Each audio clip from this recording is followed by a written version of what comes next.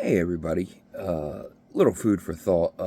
I got involved in this debate online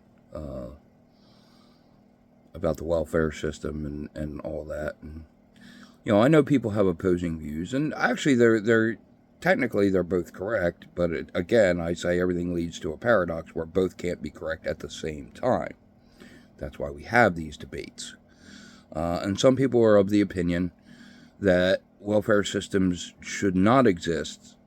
And their basis for this conclusion is that the system has been abused and is used by people that don't actually need it.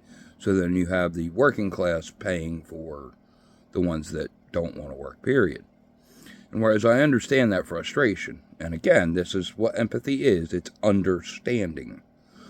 I still raise the point, those services were created for a reason.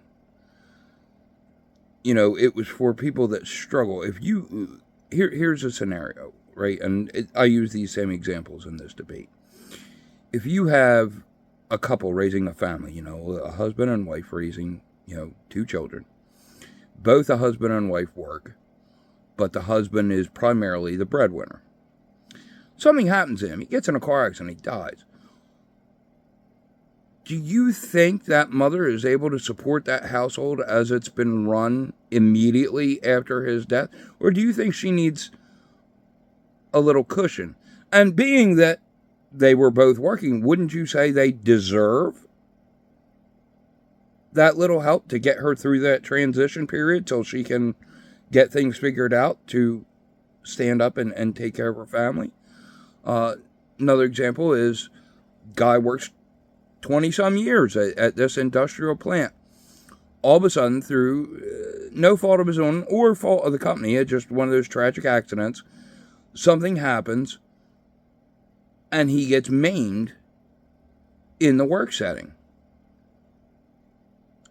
Don't you think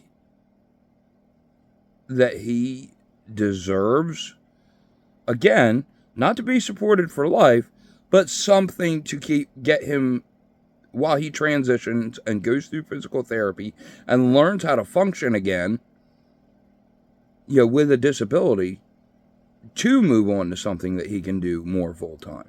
Don't you think that warrants, a little assistance? And then, again, I'm a proponent of looking at the other side of the coin. Even if nobody, abused the system, if it was used strictly for what it was for, do you honestly think that our government would reduce the amount they take out of your wages to pay for said services?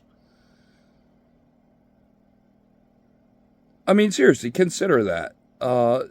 So, to me, this is one of those nonsensical debates. We all agree the system's broken and it needs to be fixed. We're all in agreement on that. The problem is everybody stops there. Well, yeah, it's broke. How do we fix it? And everybody else has the mentality, well, that's not my job. Then quit complaining. Period. If it is not your place to fix it, it is not your place to complain about it. Just saying. These are things that I think, very simple concepts that I think people lose sight of. Just saying. Think about it. Take care, y'all. Hey, everyone. I kind of cut that video short this morning. I'm sorry. I was in a rush. Now I have a little more time. A point I wanted to make on top of that, on the discussion of people working together. If you are one of those individualistic thinkers, you think about the individual versus the whole. I'm not saying there's anything wrong with that. I'm just saying, consider this in your point. Can you survive without society? Can you build your own shelter?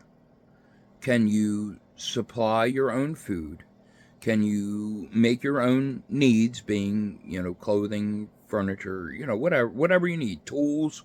Are you able to do that? If you get sick, would you be able to care for yourself? And that's a genuine question. Some people might take that as me being a smart aleck, but I'm dead serious. And then if you answer that question no, then maybe that's a hint that you should think more outwardly minded rather than inwardly.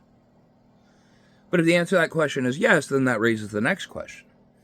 If you do have that capability, do you want it that way? And I understand that society right now is crazy, and every single one of us is like, yes, get me out of here. But no, genuinely, like, if society was good, would you still want to live that way? And again, there's nothing I dream of that. I know that I am not capable. I am capable of doing some things on my own. I could do my own shelter. I could, I do have some farming knowledge, but I also know that I by myself am not enough. I could not keep myself alive. So, if you are either unable or unwilling to keep yourself alive, because we realize it's easier. You can delegate tasks. This set of people takes care of the farming. You supply the food. This set of people makes the clothes. Okay, you keep us all from getting cold in the winter. This set of people does the cooking. Okay, well, they raise the food. Well, we're going to figure out how to make it taste good and be more nourishing. So on and so forth. It's easier when we do it together. The burden doesn't lie on an individual. And I need people to, just come to that realization. But, because I know that sounds like, you need society, but society doesn't need you. But that is not the case. Because each person brings that unique perspective, and each person brings some kind of skill or service. And that's everybody. Everybody, we wouldn't be here without a purpose. And I mean that seriously. Think about it logically. If something had absolutely zero purpose, could it exist? I know that's a deep one, and I've probably lost quite a few people with that. But anyway, I'll skip that. Not making this longer, but that was the point I wanted to add. So I'm not telling you to think individualistically. I'm not telling you to think socially.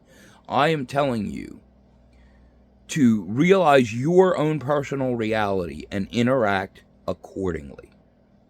That's all I'm saying. Think about it. See you in the next one.